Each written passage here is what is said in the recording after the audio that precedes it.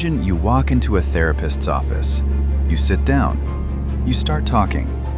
You tell them about your relationship, your fears, things you've never said out loud to another person.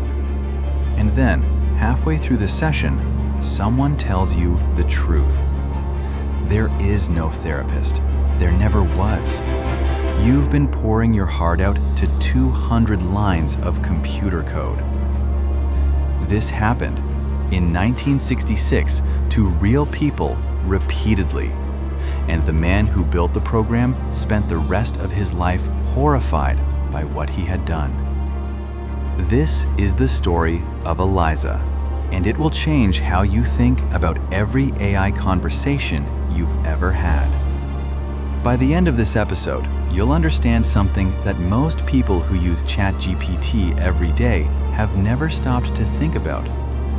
Why do we trust machines we know aren't human? ELIZA answered that question in 1966. We still haven't fully accepted the answer. It's 1964. MIT, Cambridge, Massachusetts. A German-American computer scientist named Joseph Weizenbaum is sitting in his office thinking about a problem. Not a technical problem, a human one. He wants to understand what happens when people talk to machines, not whether machines can be intelligent. Turing asked that in 1950. We covered that in episode 1. Not whether machines can learn. Samuel proved that in 1955. We covered that in episode 3. Weizenbaum wants to know something different.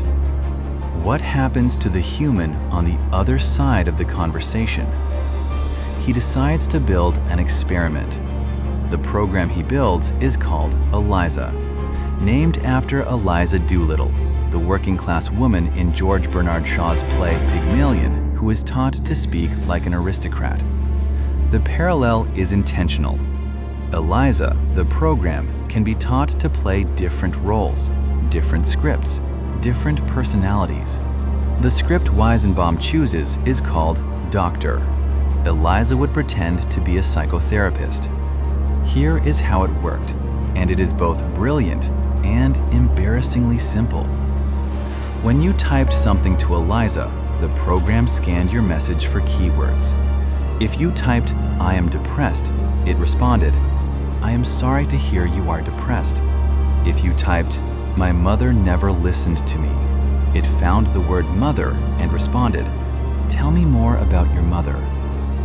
It wasn't understanding anything. It wasn't thinking. It was pattern matching, finding keywords and reflecting them back as questions. 200 lines of code, no understanding whatsoever. Here is where the story gets uncomfortable. People didn't react the way Weizenbaum expected.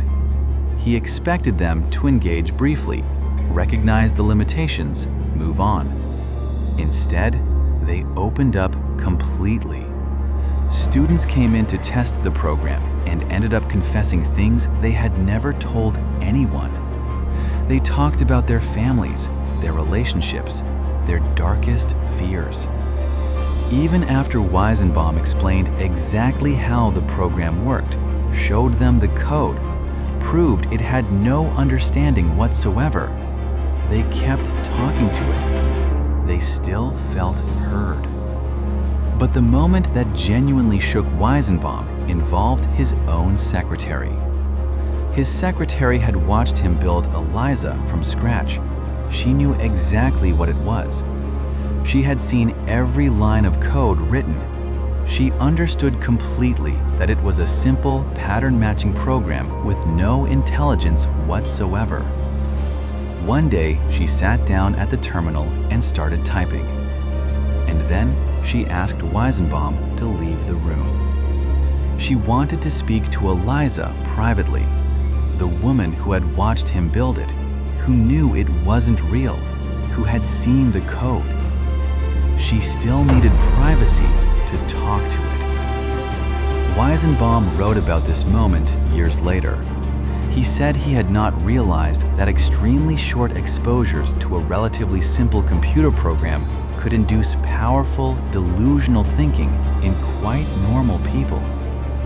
Quite normal people, not disturbed people, not lonely people, not desperate people.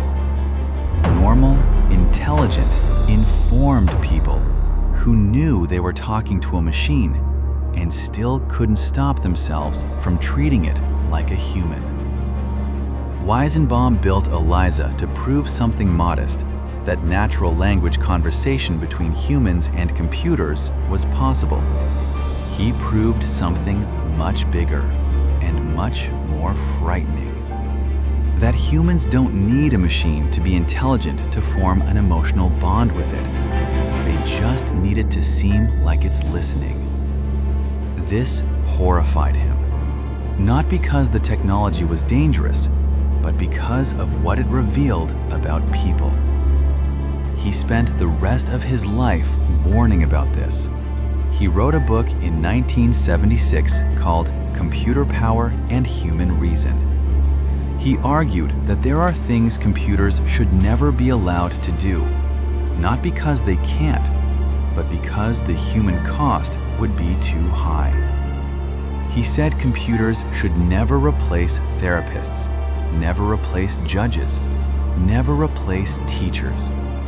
Not because AI couldn't perform those functions technically, but because those roles require something computers fundamentally cannot provide: human responsibility, human judgment, human care. He was ignored. ELIZA is the direct ancestor of every chatbot ever built. Every customer service bot you've been frustrated by, every AI assistant on your phone, every mental health app that asks how you're feeling today. They all trace back to Weizenbaum's 200 lines of code. And here is the uncomfortable truth that connects 1966 to today: the ELIZA effect.